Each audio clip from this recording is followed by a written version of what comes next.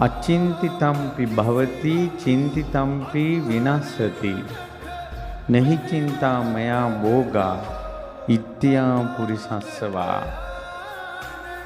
හි රජුරෝ රජකමටපත් වෙලා මහා රාජ්‍ය සම්පත්තියකින් සිංහාසනාරූඪ වෙලා ඔන්න ඕකෙන් තමයි රටවැසියා ඇමතුවේ.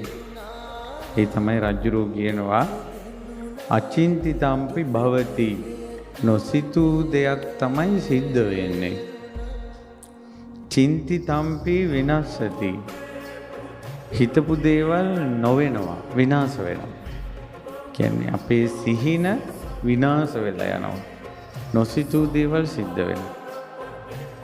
නහි චින්තා මයා භෝගා ඉත්‍යා පුරිසස්සවා.